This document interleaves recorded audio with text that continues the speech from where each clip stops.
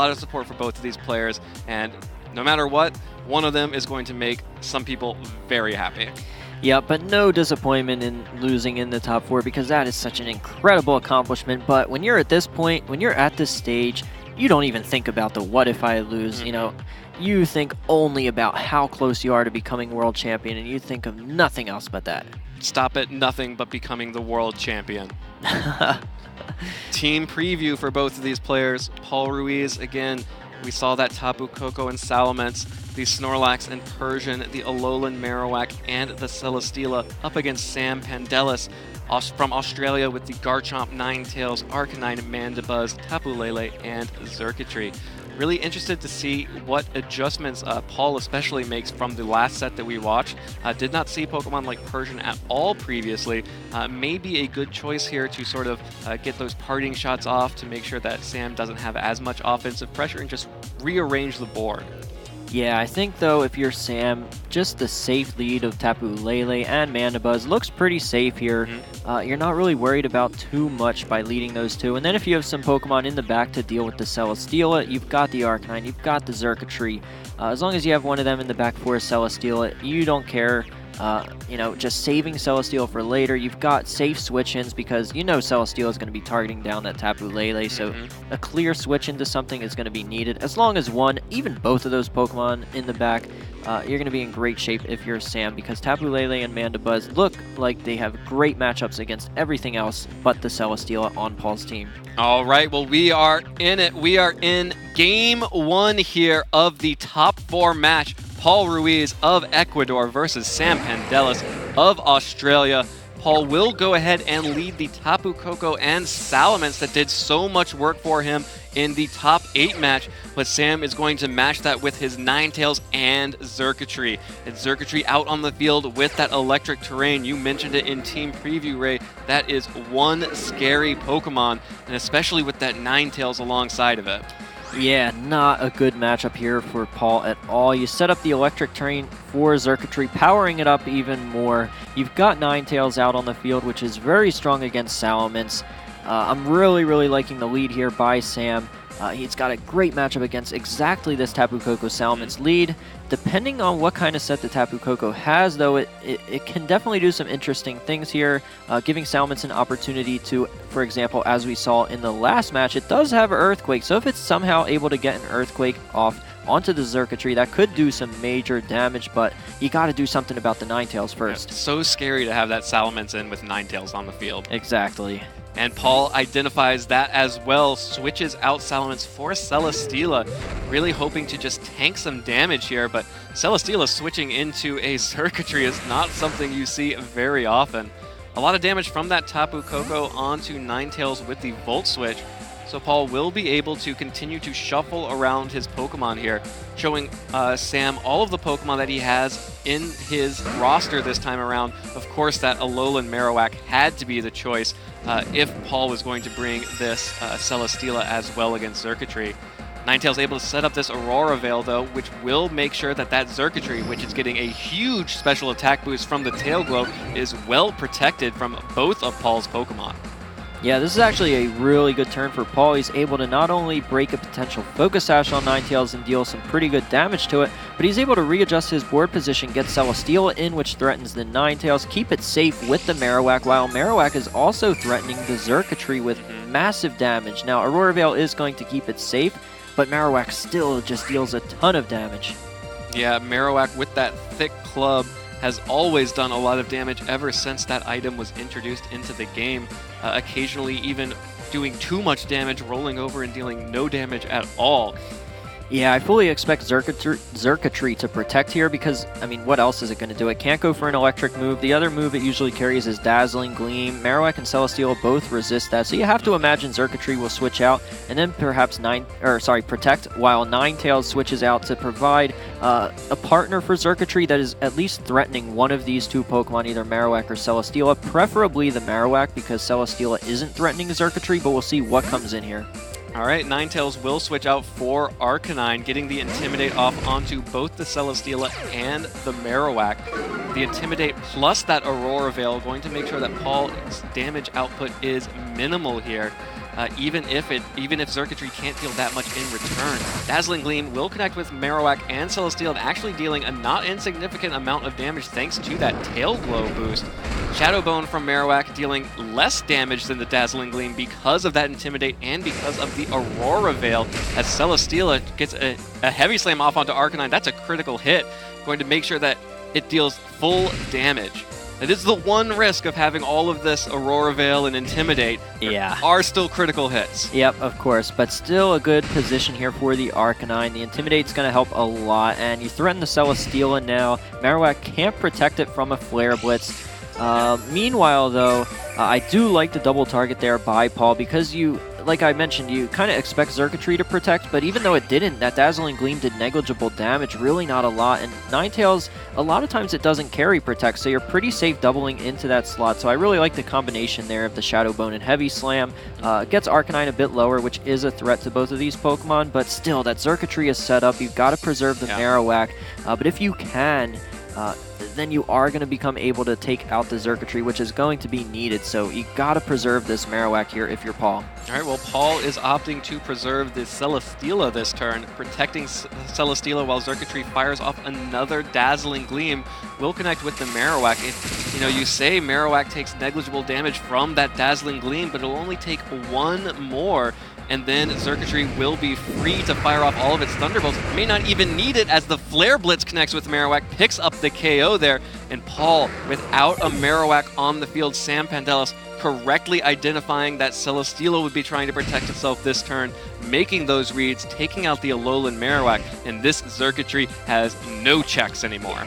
Yeah, Sam recognized that Marowak was the one thing standing in his way from victory in this game number 1. Decides to double target the Marowak, which was very, very smart. From Paul there, though, I would have loved to see him try and conserve that Marowak with something like a Protect. Now, Celesteela really isn't threatening a whole lot, so I don't know about switching it out. You don't want to go into either of the Tapu Koko or Salmons because Dazzling Gleam is still going to deal a ton of damage to those, so maybe just try and get some chip damage onto Xurkitree, maybe something like a Leech Seed, at least something. I really would have loved to see Marowak Protect. Try and stick around longer because you do need that if you're going to be able to take out the Xurkitree before it just sweeps your entire team because it's still very, very healthy. Yeah, absolutely. It has not taken, I don't believe it's taken any direct damage yet. Yeah, just only that the hail. Yeah. All right, well, Paul using his full move time to reevaluate his positioning, reevaluate what his game plan is now that Marowak is off the field. Decides that Salamence is his best shot at bringing it back here against that Xurkitree, but again, we've already seen it show that Dazzling Gleam, and Dazzling Gleam was dealing a lot of damage to a Marowak that resisted it. Salamence does not quite resist Dazzling Gleam. Yeah, though we do know from last match, Salamence was carrying Earthquake, although Xurkitree usually is trained pretty bulky when it goes for these kind of Tail Glow sets, and Aurora Veil is still up. This is why maybe I would have liked to see Celesteela, rather than Protect, have Marowak Protect and get Celesteela allowed to get a little bit of extra chip damage on Xurkitree so that by the time Salamence does come in and fire off an Earthquake, it is in KO range for that. But right now, with the health level that Xurkitree has, as well as Aurora Veil, I don't know if an Earthquake is going to be enough. Yeah, and Paul really needs it to be enough. The Xurkitree and this Arcanine threatening both the Salamence and the Celesteela. Arcanine opting just to support its pal Xurkitree. Celesteela shows Wide Guard, that's though. Huge. Showing the Wide Guard, which will allow Salamence to be protected from a Dazzling Gleam. Also, Salamence showing that it can move before the Xurkitree here, get off an Earthquake. If it can get 2 Earthquakes off, that might be a really big deal. Dealing not that much damage to Xurkitree. Xurkitree goes for the Thunderbolt, though. Just going to try and take the Salamence out with the Thunderbolt this time around. Doesn't even need the super effective damage because it's gotten all of those boosts. Yeah, really smart there by Sam. Recognize that Celesteela, probably carrying that Wide Guard, elects to go for the Thunderbolt, combined with the Helping Hand that's going to guarantee the knockout onto Salamence. Absolutely. Great play there because Celesteela is not threatening either of these Pokemon, and thanks to that Aurora Veil and just the natural bulk of Xurkitree, it's able to take that Earthquake very well. And at this point, there's just not enough firepower on Paul's side to take out Sam's remaining Pokemon. All right, well, Tapu Koko, the final Pokemon for Paul's side, really needs to get this Xurkitree off the field. Celesteela not going to be able to wide guard away a Thunderbolt against itself. Tapu Koko probably not having enough damage to deal with all of these Pokemon with just something like a Dazzling Gleam. Is what you really want to do when you have when you get multiple KOs. It's going to need like Dazzling Gleam, double critical hit or something. Well, you know, there's always a chance. There is always a chance. Well, Tapu Koko goes for the Dazzling Gleam here. Aurora Veil still up, though, not dealing anywhere near enough damage there. Xurkitree also showing that it has an Ayapapa Berry, so just going to heal up all of that damage. And Sam Pandelis, really well played with this Xurkitree, going to make sure that it takes out so many Pokemon here, picks up the KO onto Celesteela. It's only one turn away from picking up a KO onto that Tapu Koko as well. Arcanine doesn't do it first. Yeah, so very well played game one by Sam. That Xurkitree just seemed like such a tough Pokemon to take out by Paul's side, and we kind of mentioned that in the pregame, just how difficult it would be because you have the likes of Tapu Koko. It's scary to bring that and just power up the Xurkitree. Right. Celesteela doesn't want to deal with it. Your only real answer to it is that Marowak, but we saw Marowak just not able to be conserved. Even Salaman's Earthquake after the Aurora Veil just not doing enough damage. And Dazzling Gleam just dealing massive damage to a number of these Pokemon. And then even against the Wide Guard from Celesteela, you still have the option of just Thunderbolting. And that's going to be the forfeit coming out from Paul Ruiz. Sam Pandelis from Australia will take the first game here. A really well-played set there from Sam. I think the really big part of this was that Paul didn't really have a way to, rearrange the turn order in some of these matches. He kind of left, in some of these setups, he kind of left himself at the whim of, just the natural speed of some of these Pokemon. You might want to see something, coming out from Persian, even just like a fake out pressure to, change the way that Sam is thinking when he's trying to set up these Pokemon. Or maybe just, show that Wide Guard a little bit earlier, get that Salamence out a little bit earlier, or do something to stop that Ninetales at the start. No, I completely agree, because the lead matchup was just, it was a disaster from the start. It gave Sam all the initiative to get set up first, but the way these teams are built, whoever gets set up first is in a commanding spot. So if that Salamence would have been able to get set up before Xurkitree ever got set up, you're starting to see Earthquakes deal massive damage to a number of these Pokemon. It's able to outspeed Ninetales. So if you're able to have Salamence get set up without the threat of something like some kind of ice move from Ninetales, whether it be a Freeze Dry or a Blizzard or anything like that, then you're in a much different position. So perhaps something like a Persian, like you said, that does give you a chance to get set up. Maybe that's the adjustment that Paul needs to make here in game two. Yeah, and if Paul is afraid of that Ninetales there, a lot of information revealed there. Aurora Veil lasting basically the entire set there, basically showing off that Ninetales, if you can get it, it does not have that Focus Sash. It is carrying that Light Clay. You could pick up a one-hit KO onto Ninetales and make sure that that Aurora Veil is not a factor in this game. Yeah, absolutely. So that's also key information for Paul heading into this game, because he does have options that can knock out Ninetales in one hit, specifically that Celesteela that we saw. All right, well, it is game two time here. Sam Pandelis of Australia is up 1-0 against Paul Ruiz of Ecuador. Paul's tournament life is on the line, needs to win this matchup. Opts for a change-up here, goes for the Marowak and Celesteela lead to catch these Ninetales and Xurkitree, the same lead Sam had last time, but Paul, much better position this time around. Really good adjustment, because now Xurkitree, it can't risk trying to set up a Tail Glow because it'll just take too much damage from the Marowak. It can't go for a Thunderbolt again because of the Marowak, and Ninetales as well. We saw it didn't have a Focus Sash, so if it decides to go for Aurora Veil here, it's trading its life for it. It's going to get KO'd either by Heavy Slam or Flare Blitz, whichever one. Preferably the Heavy Slam, so that way Marowak can do a much more damaging attack into the Xurkitree slot. And Heavy Slam does have the potential to pick up a Beast Boost. Yep. So, I'd like to see that from Paul, at least the Heavy Slam into Ninetales, because you do want to force Ninetales to risk its life if it wants to set up this Aurora Veil. Well, Sam has decided that Aurora Veil is incredibly important for this team to allow his Pokemon to get set up. Xurkitree behind that Aurora Veil now, setting up freely with the Tail Glow. both Celesteela and Marowak able to get off attacks here. The Flare Blitz connects from Marowak first into the Xurkitree. Paul's not even wasting time on the Ninetales, just trying to get as much damage on that Xurkitree as possible, while Celesteela's Heavy Slam is going to be able to pick up a lot of damage on that Ninetales. One-hit KO through the Aurora Veil, and Sam able to get the Tail Glow onto the Xurkitree, but this time it was not even close to free. Huge, and that defense boost could also matter if something like Arcanine comes in here, because right now Marowak is still protecting Celesteela, so now you're in a much better position should Arcanine come in to just protect Marowak. The Xurkitree starting to get low, it is close to its bury range, but with the defense boost and Marowak protecting Celesteela from electric moves, Celesteela can start setting up Leech Seeds, start becoming really difficult to take out, doing a little bit of extra chip damage, and still, with the level of HP Marowak is at right now, I don't know if a double target is going to be enough at this point. Yeah, Arcanine is the choice for Sam. Gonna need a lot of damage out of that Arcanine to burst through this Celesteela with that Beast Boost and make sure that that Marowak can't continue to threaten the Xurkitree here.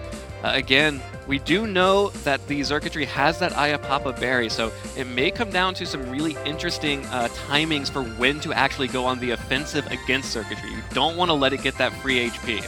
Yeah, exactly. And with the hail still ticking, eventually Xurkitree will naturally just fall into that range to be to heal up with its Ayapapa Berry. All right, well, Marowak protecting this turn, Paul deciding that he didn't do a good enough job protecting the Marowak from the last round. Xurkitree will go for that Dazzling Gleam into the Marowak Protect, but Arcanine also sticking around, Celesteela taking the damage from the Dazzling Gleam. Flare Blitz from Arcanine will connect onto Celesteela, so it's all going to come down to what this Celesteela does on this turn. Super effective damage from Arcanine's Flare Blitz, putting it into pretty low health, while Celesteela just goes for the Leech Seed here onto Arcanine. Yes, that's a really good read there by Sam, knowing that Marowak, being such an important Pokemon, is probably going to go for the Protect. Decides to double into the Celesteela. Now, Celesteela will regain a lot of this health thanks to Leech Seed and can always just protect the next turn if it's fearing another Arcanine Flare Blitz. So I like the position still for Paul. Paul still has good position out here, and of course, having the Arcanine and Xurkitree, if Paul brought that Salamence again, would love to get a free switch in here to fire off one of those Earthquakes like we saw last time. Yeah, really important that that Xurkitree doesn't get the HP boost, though. Exactly, and the longer this goes, the more chip damage is done to Pokemon like Arcanine. Should that Bury proc on Xurkitree, which it's probably going to at this point. You know, maybe after just this hail damage, I'm not 100% sure. Yeah, but if it does proc the Bury, you want to get at least a little bit more damage onto it so that Salamence can come in, outspeed both of those two Earthquake-weak Pokemon, and fire off a really powerful Earthquake. All right, well, Tapu Lele coming out here from Sam Pandelis, setting the Psychic Terrain, the battlefield getting very weird here. Xurkitree just going to protect this turn. Sam deciding he wants to let that hail hit the Xurkitree and probably proc the Berry. Celesteela going for the Wide Guard, trying to protect against the Dazzling Gleam, but no attacks coming out from Sam. Marowak just going for a Flare Blitz into the Protect. Paul really trying to get that damage off before the Berry can get procced here, but that hail damage is going to be enough. Yeah, so smart Protect there by Sam. He wants to bring in the Tapu Lele to threaten the knockout onto Marowak. That's going to allow Xurkitree to then fire off a Thunderbolt into Celesteela. Of course, Marowak can protect this turn, so it is risky should a Heavy Slam go into that Tapu Lele slot, but there is, of course, always Arcanine in the back. Still, should Tapu Lele just want to switch out, get another Intimidate on these two physical attackers, which you have to think that's a safe play, so I would think based on the way Sam's playing so far, might as well get the Arcanine in. It's not really at risk, and Xurkitree still very healthy thanks to just healing from that Bury. Seems like a pretty safe play. Yeah, one of the interesting things about this game, however, is that by the time Aurora Veil had ended in Game 1, Sam had basically already won the game. Paul has been doing a really good job of putting pressure on Sam so that Sam hasn't been able to go as offensive as he did in Game 1. May be able to now stall out the Aurora Veil before bringing in that Salamence, which may be able to, start picking up some KOs on Xurkitree and Arcanine that it couldn't before. Exactly. Looking at the board state in this game, I think for Paul, the end game is still going to be that Salamence. Well, Tapu Lele was switched in just so Arcanine could come back in and get another Intimidate off onto both the Celesteela and the Marowak. So Sam playing really cagey, really defensive here. Paul switches out the Marowak, so bringing in his Snorlax this time.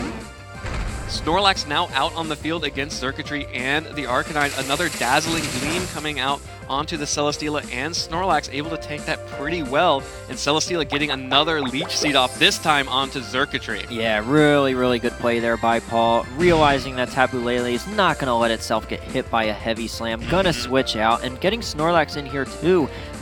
It's now saving Marowak for later. Marowak can still switch in at any point.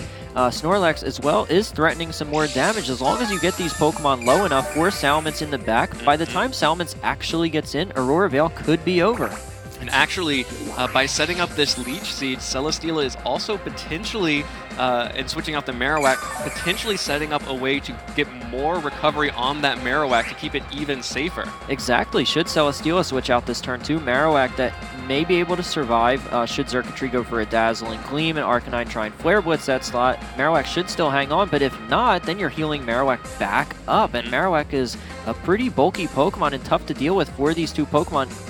You can only deal with it with the Tapu Lele with what Sam has remaining, so this is going to be a really, really interesting turn here, and I really like Paul's positioning. All right, well, Paul will retreat Celesteela for Marowak, wants to try and get Marowak some of that Leech Seed action. Circuitry goes for the Thunderbolt. Finally, Marowak's Lightning Rod is going to redirect an Electric-type attack. That's actually the first time I've seen that happen the entire tournament so far. Arcanine with the Flare Blitz will also connect with Marowak and deal a little bit of damage back. Not very effective. Gets the recoil. Snorlax has the high horsepower, but misses again. The second time Paul's Snorlax's high horsepower has not connected with its intended target.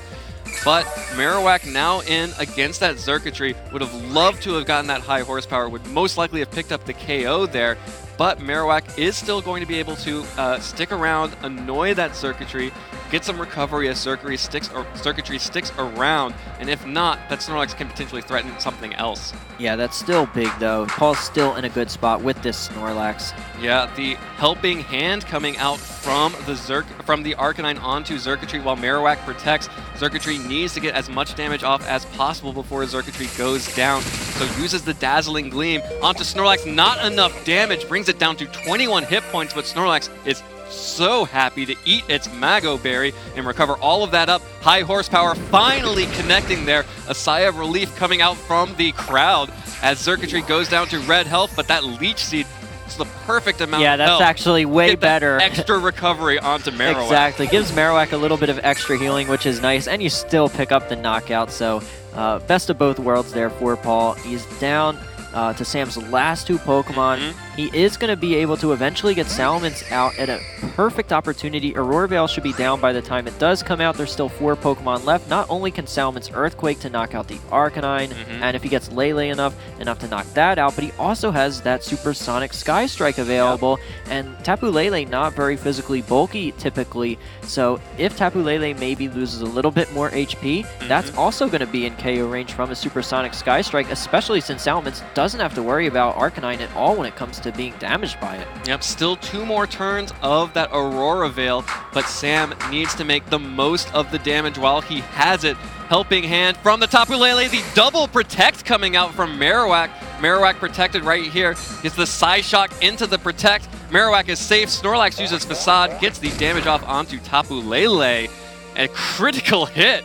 Paul Ruiz is waking Latin America up and ready to take this second game. Yeah, now Psychic Terrain is gone, so Tapu Lele's damage output is going to be even lower, and the lower its HP gets, the easier it's going to be for Salamence to clean up in the late game. At this point, Paul's really just looking at getting these Pokemon into Earthquake KO range. Failing that, just trying to clean up with his 4 Pokemon against Sam's final 2. Yeah, he really only has to get Tapu Lele into KO range from Supersonic Sky Strike because, Arcanine doesn't threaten damage to Salamence at all. So as long as he gets Tapu Lele low enough, the game is going to be over. Yeah, well, Tapu Lele getting the Helping Hand boost, but only able to target one of these Pokemon at a time with that Psy Shock. is going to target down the Marowak, pick up the KO finally this time on the Alolan Marowak. Snorlax's high horsepower is going to connect this time with the Arcanine, maybe expecting a protect from the Tapu Lele, but dealing some damage to Arcanine and getting it down to its berry percent. Yeah, Marowak completely did its job in this match, and there's the Aurora Veil. Finally gone. Ended. Now's the time for Salamence to make its appearance and just clean this match up. Man, so strong that light play from the Ninetales. Having that Aurora Veil up the entire game really made a big difference and kept Sam in it. But Paul making some incredible adjustments from that first game, showing how he made it here into the top 4 and looking in a very good position. Oh, absolutely. And it's so tough because we mentioned the Light Clay on Ninetales, keeping Aurora Veil around even longer. It's so tough to survive that many turns, though, against threats like Xurkitree with the Tail Glow up. But Paul was able to do that. He was able to position his board incredibly well every single turn and put himself into a position now in the late game to just clean this up with his sweepers. All right, Arcanine again going for another helping hand onto Tapu Lele. Wants that Tapu Lele to deal as much damage as possible, but Salamence wants to finish this off in style with that Supersonic Sky Strike. Oh, yeah. Look, if you got it, why not use it? Of course, you have to use it here. Even if Tapu Lele protects itself from this Supersonic Sky Strike, it's still going to deal a pretty good chunk of chip damage, and then it's going to be in KO range from Earthquake the following turn.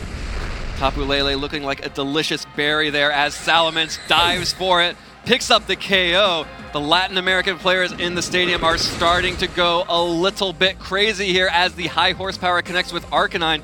Paul Ruiz forcing a Game 3 here for the right to battle in the finals. Oh, this is so hype. Game 3 between these two regions who have never made it to the finals of the World Championship in the Masters division before. One of these countries is going to be represented. One more game. Can't wait to see who it's going to be. Paul Ruiz has to be feeling himself after that game. After Sam was in complete control Game 1, Paul coming back and controlling the game Game 2. Making those adjustments on turn 0, the lead matchup, making sure that Ninetales couldn't just get a free Aurora Veil out and then just sort of stall out the game, really changing it, protecting that Alolan Marowak. Really smart adjustments from Paul. Yeah, love those adjustments, but if I'm Sam, I'm looking back to kind of one of the safer lead options that I was looking at before this match even started. I think the combination of Mandibuzz and Tapu Lele do very well as a lead with something like Arcanine and Xurkitree in the back for later in the match. We saw how useful Aurora Veil was, but losing Ninetales so freely, I just don't know if the Aurora Veil was worth it. Meanwhile, this Mandibuzz can really threaten the Marowak. And we've seen on Paul's side, he doesn't have very good options on dealing with this Mandibuzz. So if I'm Sam, looking to Game 3, the adjustment I'm making, I'm going with Tapu Lele Mandibuzz lead, and either Arcanine and Xurkitree in the back, or at least one of them. I'd probably go with both, but that's the adjustment I would make if I'm Sam. Yeah, and I do think that that's a really interesting adjustment to make because it really changes how this team plays. With the Ninetales setting up the Aurora Veil, you're kind of just sort of slugging it out there with the getting up your boost on Tail Glow and just trying to survive a few attacks. With the Tailwind, you now basically completely eliminate the threat of that Salamence outspeeding and earthquaking your Pokemon if you can manage your Tailwind turns properly. Let's go, Paul, is the cry from the crowd. Yeah, they are ready. You need a way to deal with the Marowak better. We saw how crucial it was in the matchup. It combined with Celesteela, it was just too difficult to take out the combination of those two Pokemon with what Sam had to work with. So that's why I would love the adjustment. Mandibuzz so tough to deal with, but that foul play just would deal so much damage to Marowak. And the speed control doesn't hurt because we saw the end game with Salamence. It's just faster than everything and able to clean up. And Ninetales, the Aurora Veil's a great move and all, but it just went down too easily. I really think that for Sam, that adjustment will pay dividends. But it's also entirely possible for Paul to shake things up here in Game 3, maybe expecting Sam to no longer lead with that Xurkitree Ninetales because he just hard countered it. The combination of Celesteela and Marowak in game number 2, it put him in such a great position starting immediately from turn 1. All right, here we go. Game 3, top 4. Australia versus Ecuador. Sam Pandelis versus Paul Ruiz. Our crowd is on its feet. Listen to that crowd. Oh, holy moly. You would not believe that it is 10:30 here in Anaheim. All of our players are on their feet ready for this game, and it is going to be a switch up from these players. Sam going with the Ninetales again, but bringing the Garchomp along this time up against that Celesteela and Marowak for Paul. So a slight adjustment here on Sam's side, getting a lot more offensive pressure on that Marowak down immediately. Yeah, I like this adjustment by Sam because he really did need to do something to deal with the Marowak. I was suggesting the Mandibuzz, but Garchomp does the job as well thanks to its potential Tectonic Rage, and it can even set up with Sword Stance if you're predicting this kind of switch. Yeah, really quick moves coming out here. Both players know what they're trying to do here. Marowak switches out for Snorlax, Ninetales gets its Aurora Veil up again, and Garchomp does go for the Swords Dance. That is a really scary land shark right about now. Celesteela will be able to pick up the KO on this Ninetales again with the Heavy Slam, but now it's the Garchomp boosting alongside the Ninetales, not the Xurkitree, and that is a much better matchup against that Marowak. Yeah, this is big. Even though Celesteela is getting the defense boost here, if Sam has something to deal with Celesteela in the back, whether it be Xurkitree, whether it be Arcanine, Marowak coming in here is now no longer an option because this Garchomp is just too threatening. Completely covered. Exactly, and Celesteela, not a Pokemon known for being able to deal a whole lot of damage. Snorlax as well needs to get set up to be able to deal a lot of damage, so Garchomp, full HP, has the Aurora Veil up, has the Swords Dance boost, is in a great position here to clean up game number 3, especially alongside the Xurkitree. All right, Xurkitree out on the field for Sam. 2 huge offensive threats on Sam's side, staring down 2 huge defensive threats, the Celesteela and the Snorlax. But that Garchomp getting that crucial Swords Dance, exerting so much pressure against Paul's side. Yeah, and I don't even know if you can switch at this point. You might have to try, but it's going to be so difficult. But here, Rock Slide coming out. Garchomp just going for a Rock Slide. No switches coming out from Paul's side. Xurkitree does get a Thunderbolt off, this time onto Celesteela. No Tail Glow, no Electric Terrain. Celesteela still survives, but Xurkitree avoids the Leech Seed. Not going to take any of that damage, not going to be healing back up that Celesteela. Snorlax's Facade into Garchomp does negligible damage, just about as much as the Rough Skin dealt back. Yeah, that was a very low amount of damage to a Pokemon as bulky as Garchomp, especially with Aurora Veil up. And even Leech Seed, I don't know if connecting with that would have ended up mattering because the Celesteela just lost way too much of its HP. Snorlax as well is in such a low range, and it's not threatening damage here. The combination of these two Pokemon are just, they're putting out way too much pressure for Paul to deal with here at this point. It's going to be really tough to come back from this. And there is still an Aurora Veil up.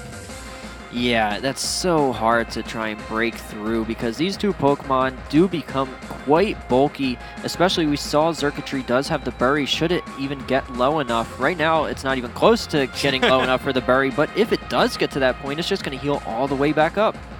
Absolutely. Paul Ruiz needs a break here, needs something if he is going to keep his tournament alive. Sam Pandelis has to be seeing victory in his sights. Still early, but having both the Xurkitree and the Garchomp out relatively safely is a huge moment for this team. Rock Slide into the Protect, Celesteela not taking damage, but Snorlax will. Going to take a lot of damage from that boosted Rock Slide. Does put Snorlax into the Berry percentage though, so we'll be able to recover all of that health right back and survive a potential Thunderbolt. Oh, Xurkitree's just going for Tail Glows, and now both Xurkitree and Garchomp have boosted their attack. High Horsepower is decent damage, but under that Aurora Veil with no critical hit.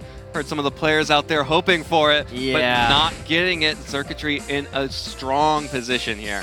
Yeah, now both of these Pokemon have boosted stats, ready to take out some KOs. Garchomp is incredibly fast as well. It is naturally faster than Salamence, so even if something like Salamence is in the back, it's going to be really tough to deal with Garchomp, especially through the Aurora Veil. And you've got Xurkitree left. Marowak doesn't want to face down the Garchomp. While it is strong against Xurkitree, just not a good position right here for Paul. Sam has played this early game fantastic. He's got his key sweepers set up. If Paul can somehow hang on and get these Pokemon low enough, then maybe in the end game he can somehow pull through again like he did in Game 2, but it's just going to be so difficult at this point. He's already got Celesteela low, Snorlax. It's taking way too much damage from these boosted Looks Pokemon. like Paul's taking a risk here, switches out Celesteela for the Marowak. Has the fingers crossed. Snorlax also switching out for Salamence, getting that Intimidate off onto Garchomp. But that circuitry does have the option of a tail of the Dazzling Gleam rather, which would pick up the KO onto this Salamence. Actually going to be the Tectonic Rage coming out from the Garchomp. Did it catch the Marowak on the switch-in? You have to imagine it's towards that Salamence slot, which it is. If this is a Thunderbolt, no, it's a Dazzling Gleam.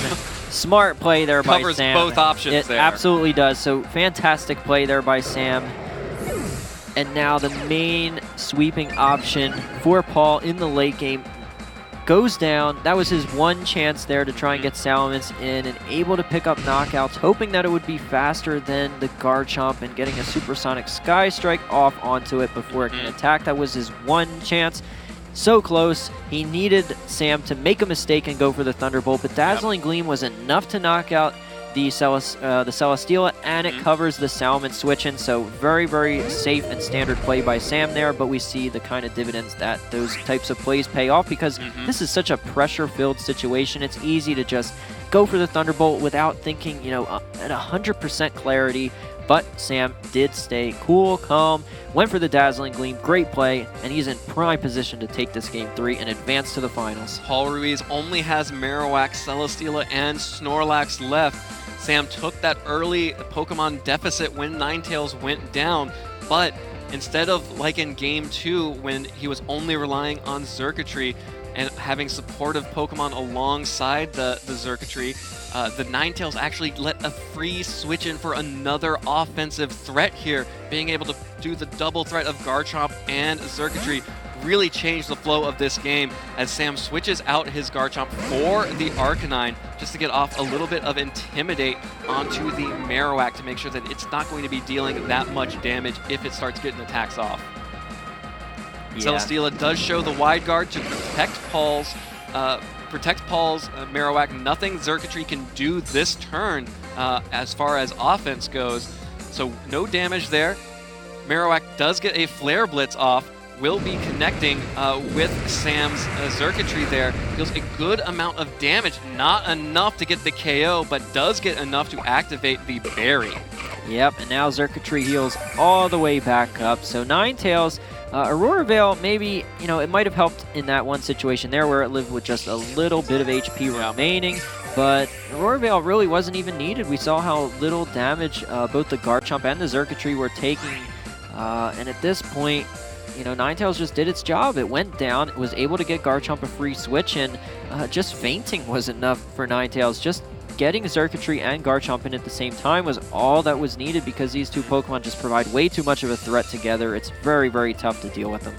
Yeah, such a well-played turn one there from Sam, recognizing that he did not need to protect the Ninetales at all, just needed to use the momentum that a knockout would give him for those free switch-ins.